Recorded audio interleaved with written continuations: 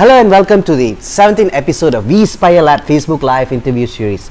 Today we have Mr. Yong, Yes. Head of Growth Hacking from Next Academy, and he'll be sharing with us maybe a lot of secrets on growth hacking for startups. Sorry, my video just started. So without further ado, let's welcome Mr. Yong to introduce himself. Hi guys. Hi guys. Great to be here. Thanks for having me, Kevin. Welcome. I'm just a normal guy working in Next Academy right now as the head of marketing, and I've been with Next Academy for like more than a year now. It's been quite a journey. So I've heard that you have done quite a lot of stuff before this. The whole journey of becoming. So I was actually a pharmacist by profession, and wow. kind of made like a so you from the medical profession, you came out to some digital thing. How did your family and all accept it? At first they were telling me not to do it, of course. Okay. I felt it was something that I was really interested in. I was passionate about, and I just kept with it. I got a question. Like when you started studying like pharmacist, right? Pharmacy, did you go in because you liked it or because you had to do something professional? I had to do something professional. That's the problem with everyone, right? It's like mother-father expectation too high. Well, not really, because like at that time I was like kind of young. I would say that I didn't quite know what I wanted to do. Right. Okay. But I could study, so I'm just like, whatever lah. Let's do something. So you didn't want to be a doctor? Didn't want to be a dentist? No, I think pharmacy was quite a okay profession at that time. So then you worked in two hospitals, Muar and Putrajaya. Yes. So the thing about working as a pharmacist in Malaysia is, you have to serve the government after you graduate. Yeah. And then you can be posted to hospitals all over Malaysia. Yeah. So during your stay in Muar, you felt a little too bored. So instead of playing with himself, he played with computers. Let's put it this way. Like nighttime, I had a lot of spare time. Okay. So that's the time where I spent doing a lot of research. Figuring out what else is out there in the world. And at the time, like internet, digital was just starting to build up excitement and everything. I got really interested in that. When was this? Like about 2010? It was 2009, 2010-ish. Okay. It shows how old I am. Okay, dude, I'm old as well, man. Okay, so you started dabbling with social media marketing, it's like Facebook and Google Ads. Google Ads as well. So like, then what else? How did you start actually? If like someone out there just wants like fresh out of school, wants to do some basic marketing, how would they start? Okay, so digital marketing, yes. Yes. Okay, so for me, how I started was again, back then there were not many like courses offering like structured curriculum and everything. So more or less, I had to do my own research. Go to Google and search like how to do all these kind of things. Right. And at that time, there were a lot of so-called make money online gurus. Sifu, stuff. So I learned a lot from these guys, right? But the products they're selling were just questionable. Okay. They'll probably sell you a basic package and then sell you a higher upgrade package later on. They upsell a lot. I spend quite a bit of money. Right. Believing that it could teach you something. It taught me something, all right. Okay. But I learned from it, right? And I got to see how these guys actually sell online. Yes. I think that's what's more important than the course itself. Is how did they actually do it, right? So that's where I started off, and fast forward a few years, I quit my pharmacy career, and I managed to land myself a job as a digital advertiser in a company called Mind Valley. You don't have to say a company called Mind Valley. I think a lot of people already know Mind Valley. It's like the biggest academy, or they call University of Self-Development. That's what they brand it now. Mind Valley Academy. Yes. And then you have Next Academy. Yeah, a lot of academies now. Wow, our camera just fell down. Okay, so alright, we go ahead. So after that, what were you doing in Mind Valley? So I was primarily in working on paid traffic acquisition. So Facebook ads, Google ads. I was there for a number of years. So what was your job actually like? What did you have to do?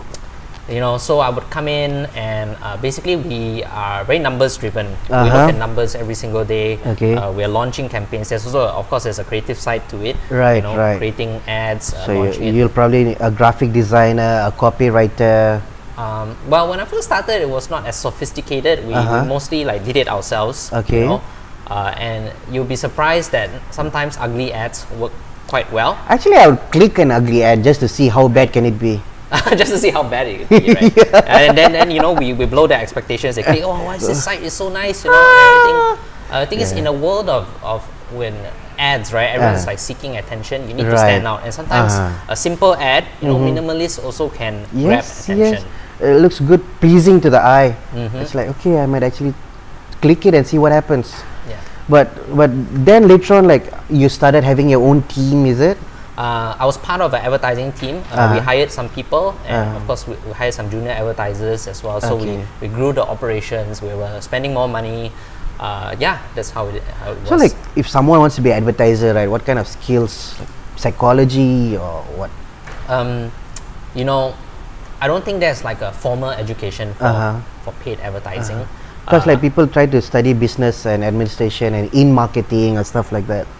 I think having the some basic marketing psychology is good, right? But when it comes to paid advertising, I look for certain traits such as you're data driven. Okay. Everything is numbers, right? You are independent. You're proactive. You're always testing. I think we're going to talk about growth hacking. Yes, a bit, right? yes, we're going in there. So so experimenting. You have a creative side. You can write well. Writing is very important when you're advertising. Let's say you have everything in your head, but you can't write it well. Can you ask someone for help? I wanted something like this, moving on like this, like a story, and someone writes it for you. I mean, if you're lucky to have a copywriter sit in your team, then usually you can, ask a copywriter to help. But you can leverage on them. The amount of ads you'll be launching on a daily basis, I don't think you can wait for the copywriter. I guess so. So you have to just go ahead and launch your ad first. Yeah, and there are certain proven formulas which help to improve the conversion on your conversion rates on your advertisements. So you can use some of these frameworks. We'll be talking about that, will we? Yeah, we can. Okay. So you spent about 4 years in Manually? Yeah, 4 years. And what happened after that? I mean, it was great and all. I was learning a lot, and after a while, I decided that maybe I want to try it out in the startup scene. Okay. So at that time, Manually was no longer a startup company. I wouldn't call them a startup anymore because they're quite long already. Okay. So you came into Next Academy. Yes. How big was Next Academy at that time? In terms of size of the size, company? maybe manpower, or what was their operations like? Yeah, I mean, we're a small team. Even now, we're still a small team. We're very lean. I think as most startups are. I think right now we're about 20 odd employees. Pretty decent, right? Yeah, including the instructors and everything. So yeah, we're a small team. So how did like you said, you came in a little bit later after the incorporation of Next Academy. Do you know what happened before that? How did they start? What problem were they trying to solve? Okay, so basically, Next Academy was founded by Josh, founder, and basically when he studied in the United States, right? Okay. And when he was there, he was studying engineering, if I'm not mistaken. All right. And he had some business ideas. He wanted to go and start it. Okay. And he was struggling to find a technical co-founder. All right. So what he decided was, okay, I'm going to learn coding myself. So he taught himself coding, and probably one of his classes for engineering already had some comp sci stuff. Yes, but probably not as much as for startup, for web development and stuff like that. Okay. So he taught himself coding, and he liked it so much, and he decided to join a coding bootcamp in Silicon Valley. Wow. Yeah. And he really liked the experience. He liked it so much that he decided to come back home to Malaysia and start one here. Start one. Okay. At the time, Cheryl Yo from Magic. She was from New York at that time. I guess so. Yeah. So I mean, she called up Josh, and decided to start something. They just together. started. All right. So how was the initial feedback from the people? Because you're starting a coding school, and people will be like, no, I got to go for my 3-year school of computer science school or 4-year degree to know coding, and suddenly this guy comes up with a 3-month course or a 1-month course. how would people react at first? So for those people who knew about coding, right, and the benefits of coding, they were actually very excited that Malaysia finally had a coding bootcamp. So the people who came, like I would consider them the early adopters, right? Okay, yeah. It's like, I want to learn coding. They came, they did the course, and they loved it, of course. And funny enough, like the guys who came in the early batches, right, they are like super ambitious. All right, I guess so. They went on and started their companies like straight away after the coding Wow. bootcamp, and So they're doing pretty good. You even say like one of your co-founders, your colleague, was also a pharmacist who became a coder. Yes. How did that happen for your colleague? So if I remember correctly, she basically, she was a pharmacist working in the UK, and she joined. She tried a couple of coding workshops, online and offline and everything, and she loved it. Okay. And then when she came back to Malaysia, basically she found out about Next Academy. All right. She didn't plan on continuing as a pharmacist, so she took the boot camp, and after that, that's how it all began. She decided that okay, I'm going to be a coder. So like something has to trigger in them, like I want to do coding. Would it be like the exposure to like computer-based movies, technology, magazines around us? Like, how were you interested in all this? How did you get interested? I think coding is an essential skill, not just also for marketers as well. Marketers, maybe I can share some examples later on how we integrate coding and marketing together to drive better results for our businesses. All right. So currently in Next Academy, what do you all do? What are the courses like? So you have like probably a language of coding. Yeah. What else? So what are your classes like? What classes do you offer? So we right now in Next Academy we offer two types of classes. Topics wise is coding and digital marketing. Okay. And for both of these topics we have offline and online courses, right? So for coding we have web development and iOS development. Web and iOS. Yeah. Okay. So if you notice, it's quite startup centric in the sense that it's focused on building apps. Yes. Just to launch it. You actually be able to create your own app after the 10 weeks. Okay. We are constantly revising the curriculum, making it better. In fact, now we are quite confident that people who come out from the 10 weeks, they are basically job ready. They are getting jobs as junior Actually, web I think that's how you advertise your programs, that once you're out, you're ready to be a coder. Yes. How I say is like you can be, when you come to any course, doesn't matter it's university or a coding bootcamp, whatever, you can be a good student and you can be an average student. So it really depends on yourself, right? Yes. You have to work how really bad hard. you want it. How bad you want it, how passionate you are, how much work you put into it. Right. And if you do well and everything, the opportunities are there, right? Opportunities are there. So one more thing is like getting connections with these companies who are hiring. Let's say I graduate from your class, I'm like top notch or something, but then I don't know where to go.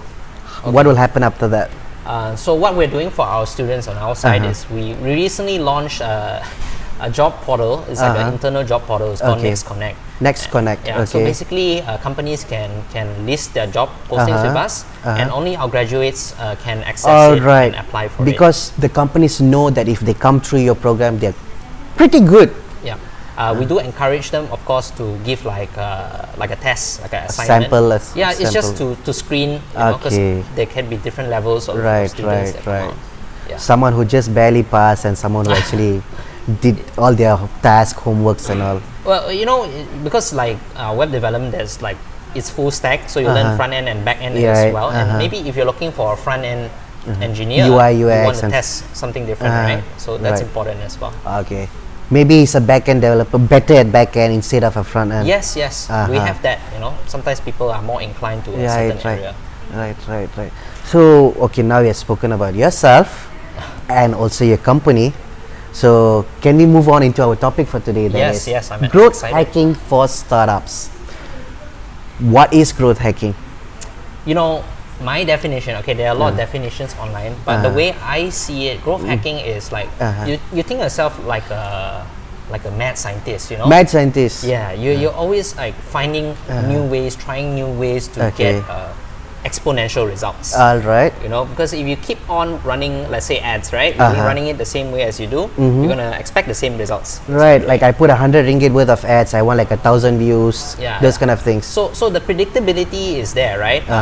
But how do you get more results, more bang for your buck, or you know? So the growth hacking is this process where you're discovering new ways or innovating on existing ways to explode your results. Explode your results Yes. exponentially.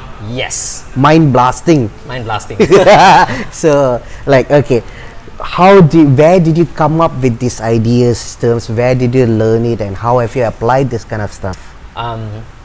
You'll be surprised that, you know, okay, obviously, you know, looking at how other people do things, you get a lot of ideas and see how you can replicate it for your own business. You can read about it. There are tons of growth hacking studies online. You just have to ask Google.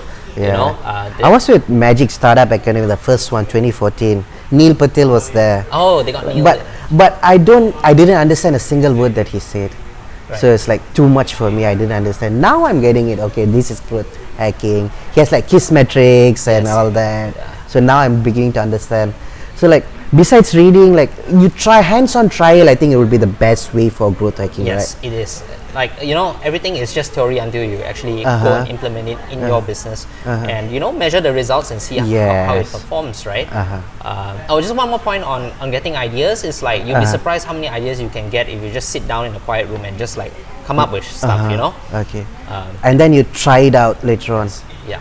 One thing would be just changing the color of your pictures.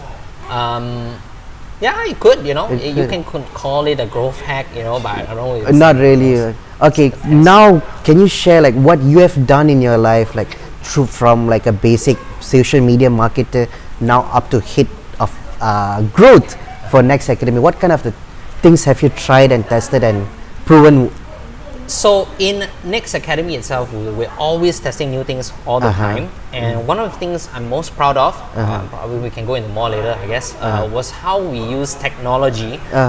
We use you know, third-party softwares. We use API integrations to make our marketing more efficient, right? Okay, so yeah. So basically, what it means is there are certain software that can help you, for example, automate tasks that you do on a daily basis, right? I'll give you a more concrete example. Let's say I get a lead from Facebook. Okay, this software will take this lead and it will put it into all the different places where we need to review the information. Let's say our sales team wants to follow up on a lead. It will straight away go to the CRM and then we can follow up from there. It goes into our tracking. So sales goes to one part, and then how else do you use one single email ad? Okay, so you can use the email for retargeting. Retargeting. You know, you can create a list like that. But specific to the software, I think what is cool is because this software talks to many different software, so you can have the email go into again your CRM. You can receive a notification on Google. It can appear in a Google Drive, in a sheet or whatever. So you can go anywhere. Is it a homegrown software or are you using someone else's software? We're using it's overseas software. But made specifically for you? No, it's like it's out there. Anyone can use it. So it's more of a database management, maybe. It's more like you know, it's like a postman that just posts all the data to different platforms. Like, so let's say I want to put it into GetResponse or put it into MailChimp, so it automatically directs it. Yes, and actually for GetResponse and MailChimp, they some of these email marketing software, they already have ready-made integrations with platforms like Facebook, you know. So it's like using a pixel, right? It's like basically, I guess we don't have to understand so much of the specifics, unless you want to dive into it. But you know, the two software talk to each other, and when you as an advertiser you get a lead, and a lead will be put straight into that. Do you open a landing page outside of Facebook to collect the data, or is it currently? I think it's built in already. Yeah, it's up to you, right? You can send a lead, you can collect a lead from a Facebook ad straight, or you could send them to your landing page and collect the lead from there. And the same thing, you can use this software. The software is called Zapier, by the way. How do you spell it? Zapier, Zapier. Wow. Yeah. Zapier. I know it's like the Zephyr song Zephyr. It's like Red Hot Chili Peppers. Yes, it's close enough. Okay. Same era. Dude, you're old, man. Okay. So you use that. It's like it sends out all the data into the different departments. Yeah. After that, your sales team uses it to contact them or maybe email marketing and and then you also do retargeting ads for them. How do you integrate probably outside of Facebook, like let's say Google ads or something else like a YouTube ad? Okay. So is it connected? You can. There are many ways to connect something, right? So if you're, for example, if you're running a Google ad, a YouTube ad, you can send people to your website, and then you know they can go through the same funnel, right? Yes. So marketing funnel, and then they sign up, and the software can do all the work So for you. okay. So you're using technology to leverage on to ease your life and optimize your process. How else do you like do this kind of stuff? Growth hacking. Growth hacking, yes. Okay, so those are more on like using technology, right? But when it comes to startups, right? Like in Malaysia, you got to find places where traffic lurks and try to bring as much traffic to your website. Where are these people at? Yeah, so for that you really first of all you have to find out who's your target customer avatar, who do you want to target. It's great that if you're you have many segments that you can target. If you're focused on one segment, then okay, that's fine as well, you know, and you figure out where these guys hang out. Let's say they hang out a lot on Facebook, right, for example. So you will want to do a lot of marketing activities in Facebook itself because that's where they're hanging out the most. So when you go into coming up with ideas for growth hacking, you think like, okay, how am I going to get audience on Facebook, for example? Like we recently did this MGAG. Okay, yes. We got MGAG to do. Yeah, check out the MGAG ad. Yeah, I just went up yesterday, and the engagement is crazy. We're very happy about actually, it. it makes sense. Like your girlfriend's always nagging you. You forget your date. You forget this. You forget that. So you're going to automate. You learn coding to automate all the processes. You can actually do that. You know. So right. It will be interesting to so see. That will be using API integration of Facebook Messenger and things like that. WhatsApp's API. WhatsApp's API as well. To automate some. I'm quite impressed that marketers are not like sending spams on WhatsApp yet. You'll be surprised, you know, like in other countries, people are doing that. Again, it comes back to your customer avatar, right? Do they use WhatsApp a lot? You know, if they're not really active on WhatsApp, probably there's no point doing that. But WhatsApp is big, it's huge, and apparently WhatsApp was down yesterday. Yes, probably like 1 hour, and everyone went crazy. Yeah, man. everyone went crazy, right? It's like the world ended. I'm like, chill, man. Yeah.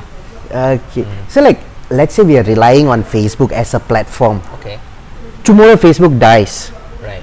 What do we do? Oh my god! I think everyone was asking that question yesterday, right? What if Facebook went down? Facebook went down or WhatsApp went down. It's like, I think obviously a new platform will come and replace it. Like, I think Instagram is gaining a lot of traction right now. I mean, like, you have already put in so much resources into marketing and building your team for that platform, and then suddenly that platform ceases to exist.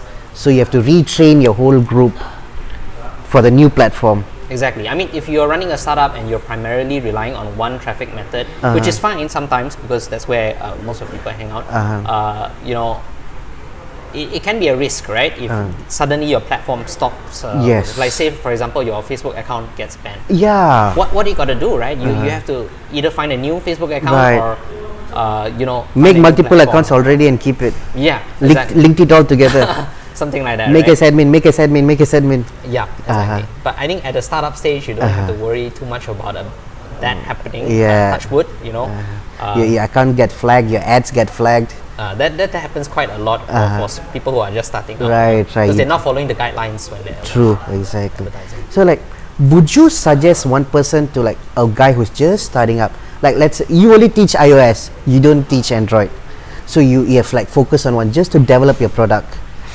For a startup company, should they only look at one platform to advertise in? Example, only Facebook for exposure, or should they look at YouTube? Should they look at Instagram? Should they look at like Snapchat or something? Okay, so when picking a traffic platform, it's important to test, especially in the early stages. Don't assume because everyone says Facebook is working, just do on Facebook. Like I know some founders, they told me like their main traffic source is Google, not Facebook. Okay. Mostly in the e-commerce space. So if you're running an e-commerce business, definitely you should be on Google because people are actively searching for stuff. Okay, so you go into Google and look for Google AdWords. car accessories in Sungai Buloh, Yeah. something like that. Yeah, and there's SEO. I know companies who rely only on SEO because their products are quite they cannot be advertised on Facebook. And stuff like that. That's also a growth stuff. Yeah. Certain growth stuff. Growth hacking. Growth hacking. Okay. Actually, those ads come out after 12 midnight, and they post it in groups instead of relying on paid ads. Oh, really? So it's non-paid ads. Yeah. So they go and post it at 12 p.m. like, hey, you need help with your life, with your marriage, those kind of stuff. Oh, that's interesting. Yeah. So okay, so you need to find out where your customer is, right? Yes. How much of effort do they have to put in to learn this stuff? As in, like coming up with a customer avatar, yeah. I think it's a And simple how exercise. big is how important is a customer avatar? I think it's important, but it comes hand in hand with the problem you're trying to solve, right? Okay. When it comes to a startup, So let's say you want to solve. I take Next Academy as an Okay. example, right? You want to solve the education gap. There Okay. are not enough coders Alright. in Malaysia, for example. So you need to look at majority of coders or people who want to learn coding. Who are they? What Right. what do they do on a daily basis? You go into demographics, you go into psychograph, you see who are these people. What's And your psychograph? like for the coders and everything. yes. Oh, I mean, you'd be surprised. Like from running boot camps for so many months, it's getting more and more widespread. Like we get people from all walks of life coming through our doors. We just want to test out the tech industry and what's it all about. A lot of people actually come without any programming background Okay. whatsoever because they see coding as a future and they want to pick up the skill. Right. So at the same time, you also have a coding school and a marketing school. Yes. How much people go to this and how much go to that? So coming back to customer avatar, I think digital marketing, the avatar is slightly different from coding. I think they are a bit older. We have a lot of people from the traditional marketing industry coming to pick up some new skills. We do have people who are not from marketing as well, but they see marketing as a career. They want to make a career shift, like how I did. Like back then when I was a pharmacist. Yes. But I would say it's more generally more people who are very interested in learning marketing. They're coming to learn. So it's a total different, because coding is like deep down inside. Marketing, you can go and sell anything later on. Yeah, pretty much. So it's like it's a life decision right there What for the marketing? for a marketer and a coder. No, I wouldn't say it's you can't do anything else once you learn these skills. Because okay, these I are what are understand. they? They are skills, right? Alright. Whether you want to use it to get a job or to build your own company, I see, yes. you at least you have the skill.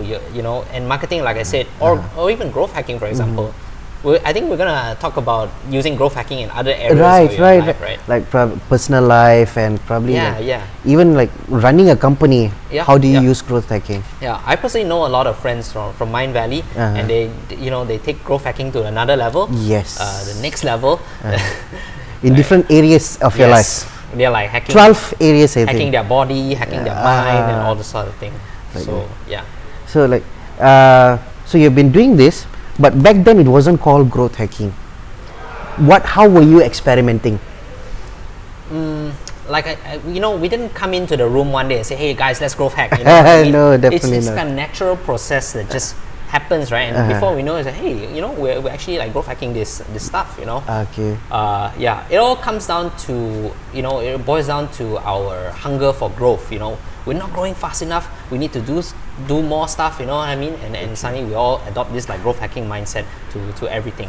Now it's very important to know that growth hacking is not just about experimenting on new idea. A lot of growth hacking happens on existing stuff as well. Okay. Right? Let's say you want to growth hack how you run your ads. Okay. For example, let's say you're targeting coders, right? And you're saying, hey, learn coding, learn stuff like that, right? Then one of the campaigns my colleague did was basically targeting women.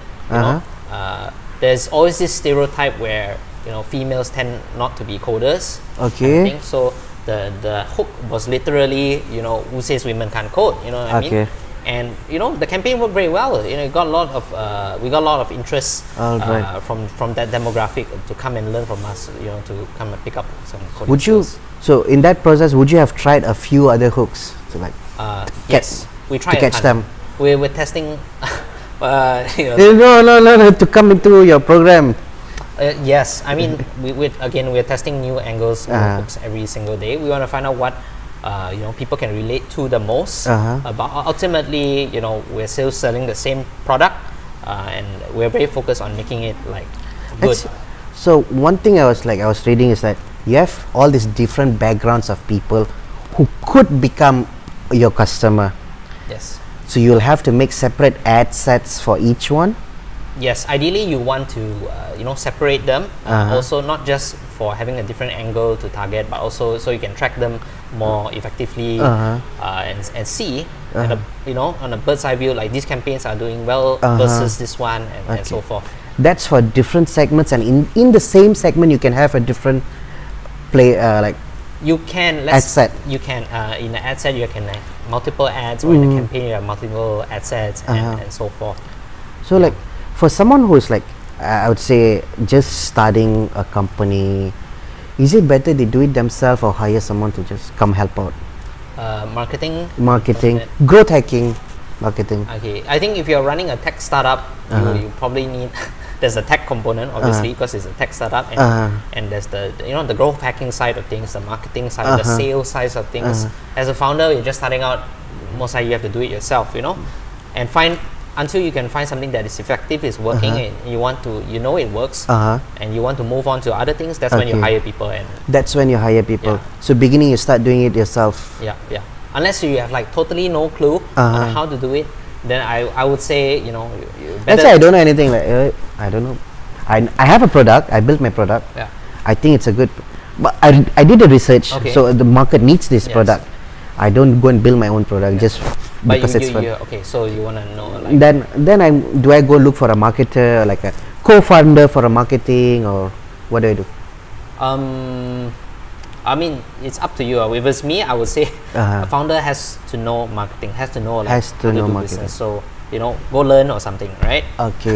If I join the next academy course or something. Okay, but wouldn't it take my resource time from my business expansion to go and learn all this first? Okay, let's it comes back to the model, right? Or what kind of business are you running? So for example, it's let's say you're doing a lot of B2B sales and everything, and you want to focus on that, that's fine, because marketing, running Facebook ads might not be your primary revenue generating source, I mean, so you can focus on what you want to do. But if you're running a company, a startup that relies heavily on, let's say, Facebook ads, you better equip yourself with that knowledge, or hire someone who can do it. Someone, equip yourself or hire someone. Yeah. All right. If it's taking too much toll on you, shit, I can't do this anymore. It's better to get someone, right? Yeah, seems to be the way. Just make sure you're managing your funds well as well. Right. Don't just hire for the sake of hiring. One more thing, I think, if you see your ads are not running and not converting, should they stop doing it and look at other ways to run your ads? Yeah, definitely. I mean, advertising is simple, right? You launch campaigns based on your research, and you look at the result, and some will work, some will not work. Sometimes it's just a numbers game, So those that don't work, you're gonna pause it or optimize it, and those that are working well, you want to replicate it, you want to grow it, that sort of thing. So what are the parameters that normally you take into account?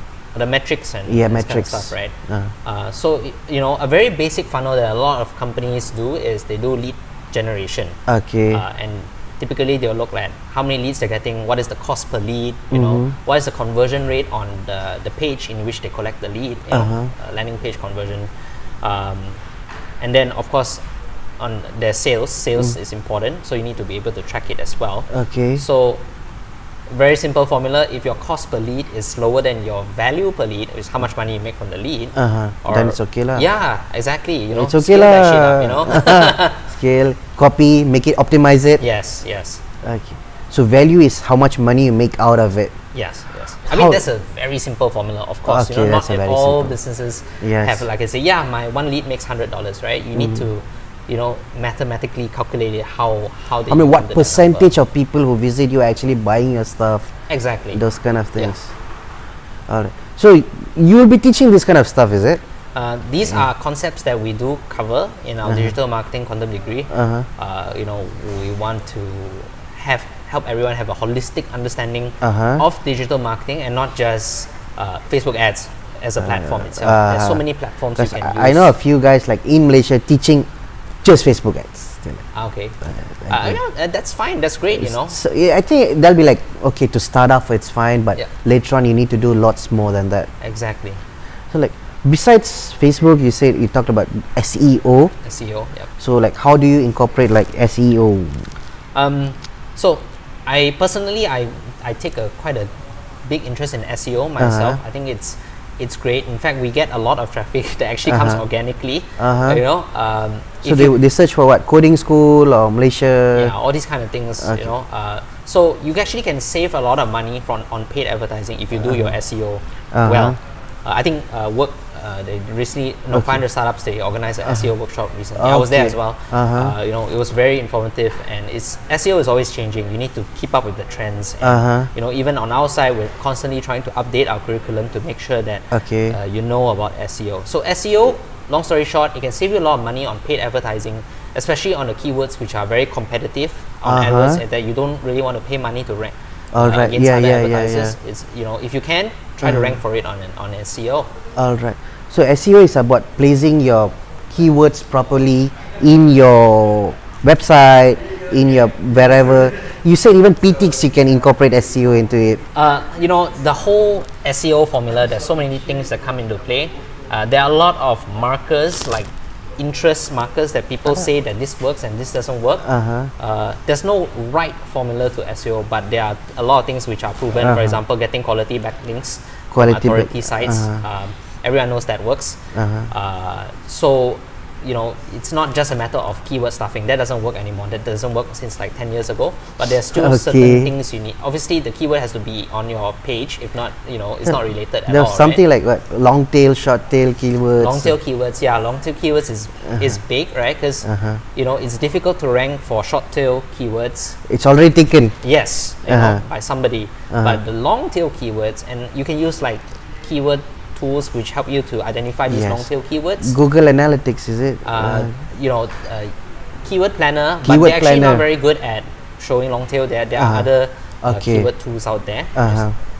And these long tail keywords are, key phrases which people don't search as much, but there's still niche market for it. Yes, there's a niche market, and combined together, they actually form quite a big search volume. So it's important. So probably there's like 10, 20 words that they search in that group. Yes. So you have to analyze. Who would be doing all this analysis? The marketing team or? The marketing team first. If you're big enough to have an SEO department, they'll be looking at this kind of stuff every day.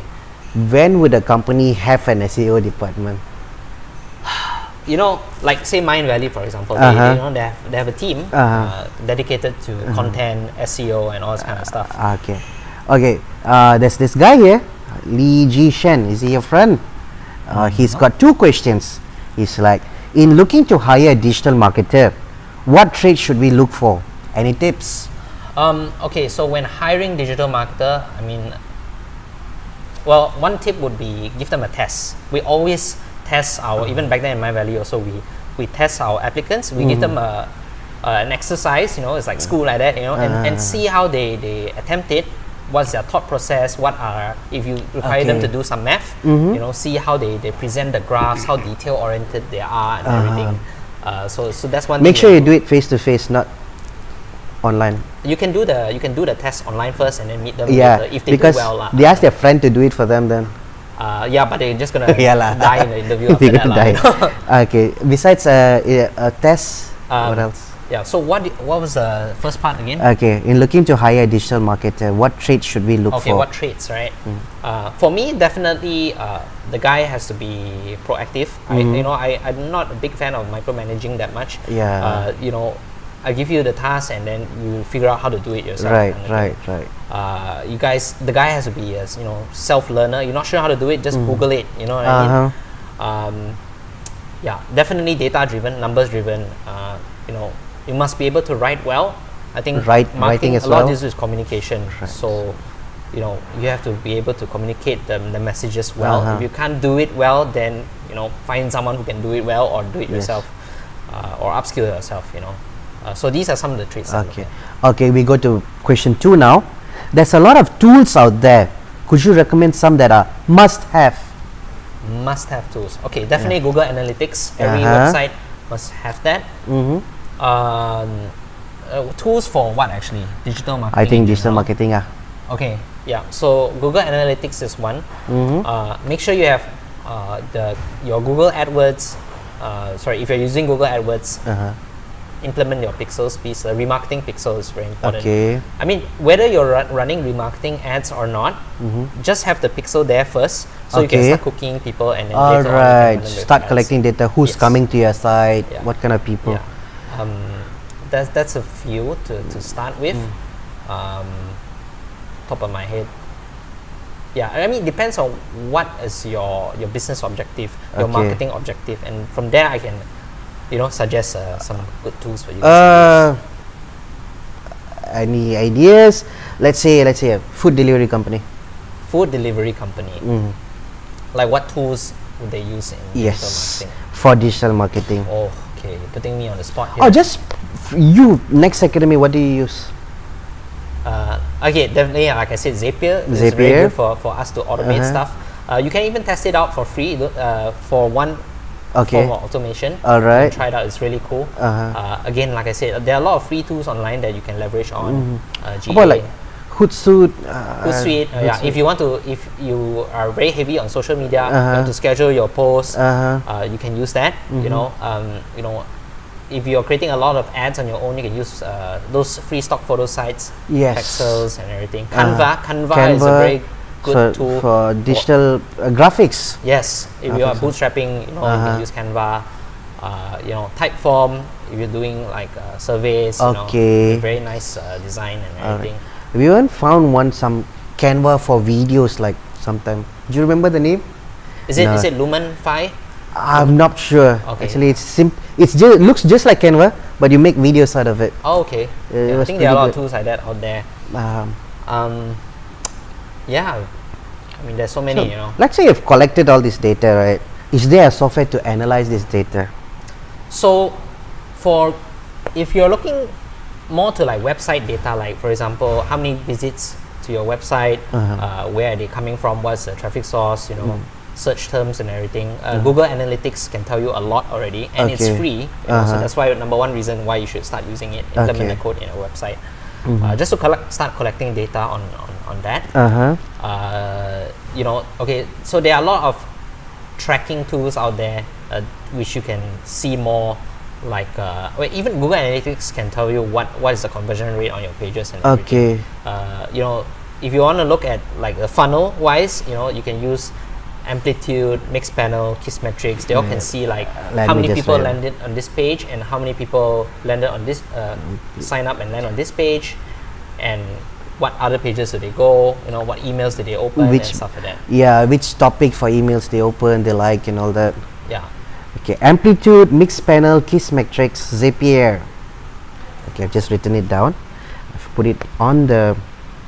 So I think we have how company benefits from growth hacking. You save time, save money. I mean, I think it's important to allocate time for growth hacking. Allocate time for growth hacking. Okay. Yeah, exactly. Give me an example like that. So, you could say 50% of the time you work on the day-to-day tasks, the things that you do, like optimizing your campaigns and everything. Okay. Another 50% of the time exploring new marketing activities. Like back in mind, really Fridays are your learning days, right? Yes, we had a learning so day. So you can whatever not related to your work, just go and learn something. So exactly. that will be help, right? I mean, ideally it should be related to work. Yes, at some level, How can you like Probably it's like learning about your customers. Like where's your customer coming from, what would they like, those kind of activities. Or probably going down and looking at people on the street, what do they do, how are they using technology on a daily basis. Yeah. Would that be helpful at all? Definitely. I mean, when you have customers and usually collect a lot of data about you, ask them a lot of questions first. Right. It's important to for us, because we are running classes, right? So we see them face to face. We just have a chat. We find out what's really on their mind. That's very important, and it helps us to do marketing better in the future as well. I have this. I don't like to answer surveys. Like let's say suddenly I open a Facebook or something, some website, they ask me to do a survey. I don't like answering them. That's also part of your data collection. How would you entice me to fill up your survey? I mean, if you are selling products, you can give like offers and stuff like that. Okay. But you'll be surprised, like sometimes it's just a matter of asking, right? Not everyone's going to answer your survey, but like, there are still a lot. How do you ask me to like, hey, okay, this guy seems nice guy, like I want to help him out? Like, okay, so once I did a survey, I blasted to a segment on my list, and the headline was literally, can I get your feedback on something? Okay, what was the conversion for that? It was like 50. Okay, so the open rate for the email was close to like 50%. Okay, open 50. Yeah, I think people who answered the survey, of course, not as much, but I think I got like at least like 30 respondents. And I didn't ask like many questions, but it was good enough for me. It was good enough intel for me. Okay. Yeah. But that was straightforward, like head on, like, hey, can you give me a feedback? Yeah. I think people love to give. I think you're sincere, like yes, exactly. We want to improve our products and services. He's not hiding and selling me something behind this. Exactly. Right. Because even if you give me a product coupon, right, I'll be thinking like I can only use it to buy your stuff, right? Interesting. I'm like, I don't even use your product. So like, okay, that's one thing. How else do you like entice people to actually open your? They call it a clickbait title, those kind of things. Okay. We are, constantly testing what headlines work well. Asking questions work very well. I can share with you guys. But you really got to know your audience well, right? Okay. And when it comes to email marketing, for example, your persona is very important. Okay. Like, who's the name that the email is coming from? Consistency is important, right? You don't want to change the name all the time. You're like, who the hell is this guy? Could be one standard name. Everyone just uses that name. And you really want to build a relationship, a close relationship with your list by providing good value, content, information, and not just blast them with offers. That's the surefire way to make sure your open rates will just like dwindle. Nope, I'll slowly probably unsubscribe. Yeah. I've seen some people, email marketers, they actually share their personal stories. Yeah, that's very good as well. That's interesting. Like you see Maverick always like sending out his stories. Where is he walking? What's he doing in Thailand? Something like that. Yeah. So, and also like people share other people's success stories. Like you have your Next Academy, you have a success story like your colleague or something. I've received emails like that. Hey, listen to this story of this girl who left everything and went to the Silicon Valley or something like that. Yeah, I mean, social proof is important, and it's important that you don't it's important that they are real, right? You don't want to engineer something that is fake, and social proof is like in any business is important because it kind of encourages your leads and whatever to take the next step. Like you're not alone. Other people have done the same. You can do it too. Yes. Actually, you have to go down to their level, right? We're not like different level. We're all human beings. Yes, actually, it's don't be like an overlord or something like that. Hey minions, hey peasants. So okay, I think like that's quite a lot. Where else can people learn more on growth hacking? I mean, you mentioned some good names as well. Like Neil Patel he actually has a lot of good stuff. Quite a lot, like, but he gets too deep into technical stuff, though. He writes really comprehensive articles. I don't know. For me, I like it. It's your job, though. For me, it's like just too much. Yeah.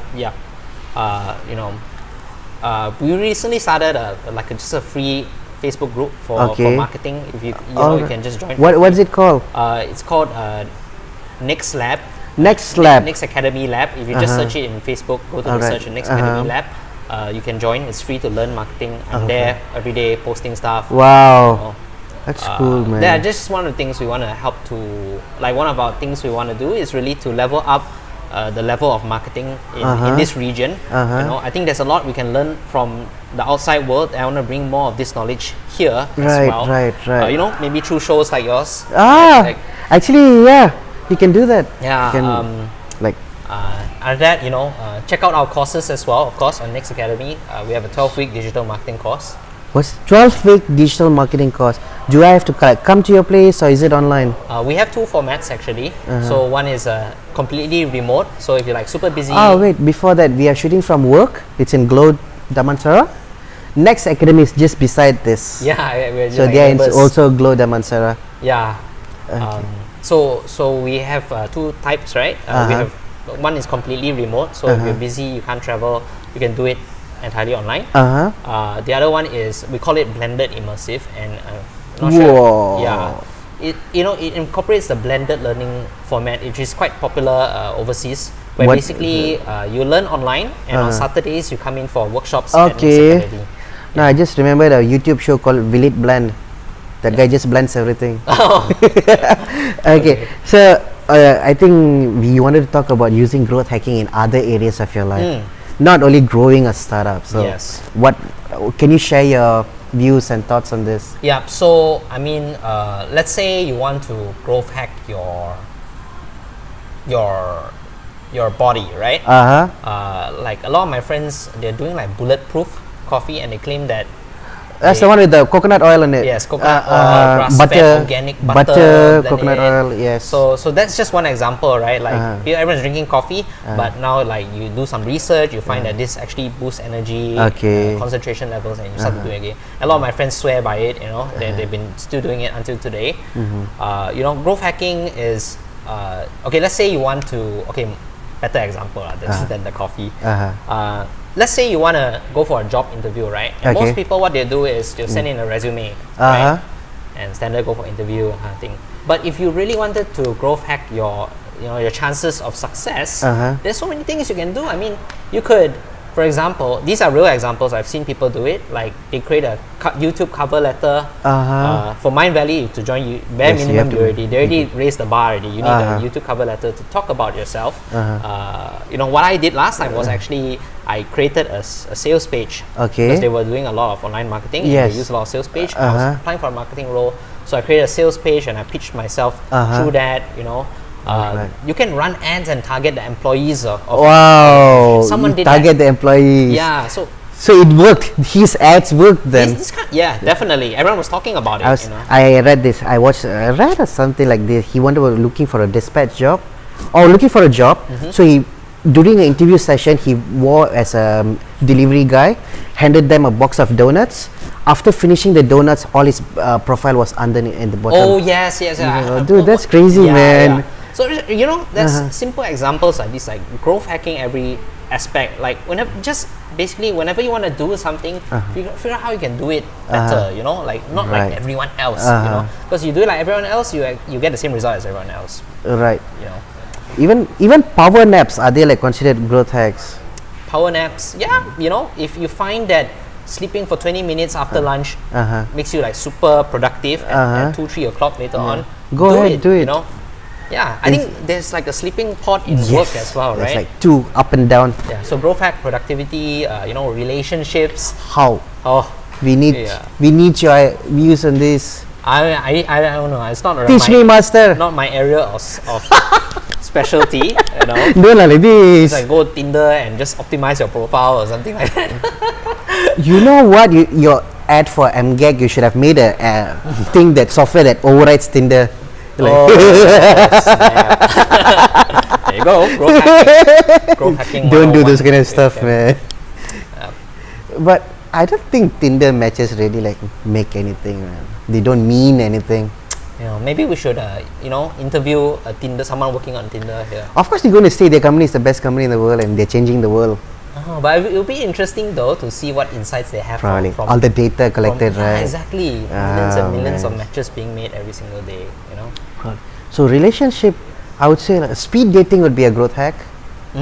Yeah. Speed dating. I mean, it could be growth hacking yourself, right? Your looks, your body, your mind, your confidence. There are things you can do there are always things you can do to improve yourself. One of Vision's top books he liked was Psycho-Cybernetics. Oh, okay. It's about Maxwell, I think. yes, some Maxwell. It's all about changing your looks to change your life. Right. I actually went through that. I was like, wow, it's good stuff. They had it back then, like 1940s, 1930s. It's quite impressive. And as long as a meditation, it's a growth hacking as well. Yeah, many people swear by the benefits of meditation, right? Like improves focus, help you stay calm, relax, mindful. Right. Mindfulness practice. I think it's really good. Even for like few seconds. Yeah. Just start with it. Yeah, just stop, right? Stop thinking, stop the monkey brain. I have a few apps that actually just do that. It's like a game. You guide a bubble and things like that. In Instagram, there's an ad for a product that goes for 20 seconds. Do nothing. There's like sounds of like rain and thunder and lightning for 20 seconds. Oh, you watch the thing. Yes, I actually stop. Whenever I see the ad, I just stop and just look at it. That's so awesome. Right. So awesome. Yeah. Wow. Clothes. I think every aspect of your life can be upgraded, optimized, things like that. Yeah, exactly. So it's not just marketing, your startup and everything. Do you follow Tim Ferriss? I think Yeah, the guy's 4-hour work week. yeah, the guy is I think He's the ultimate hacker, man. yeah, he's the ultimate hacker. He's one of my biggest inspirations, especially when I was a pharmacist transitioning into digital marketing. Okay. I think if it weren't for his books, I probably used to be a He pharmacist. just right now. outsourced everything, man. Yeah, the guy, he really challenged the status quo when it comes to a lot of things. Right. Right.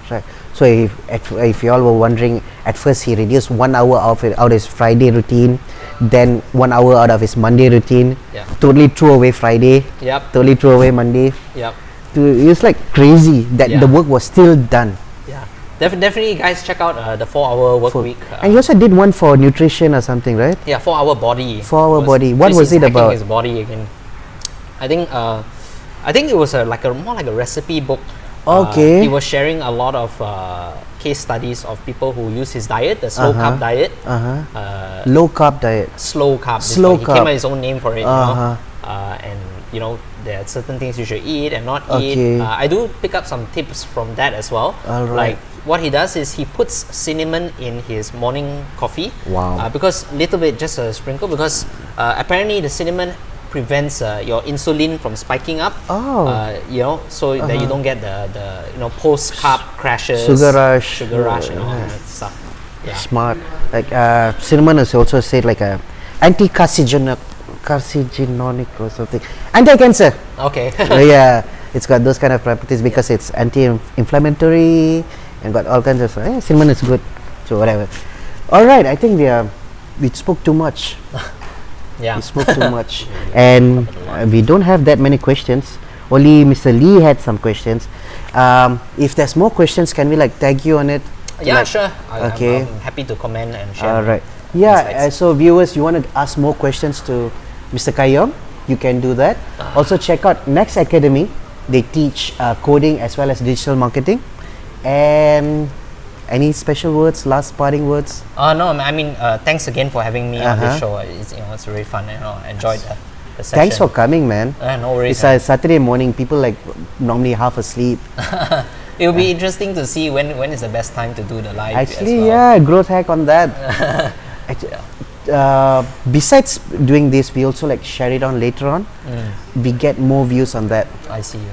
Like not the live. Yeah, because everyone's busy, right? Right, I'll watch it later, kind of thing. Yes, they pin the post or save the post and then they watch it later. Okay, guys, stay tuned. Next week we're coming back again live. And have a great weekend. Bye-bye. Bye.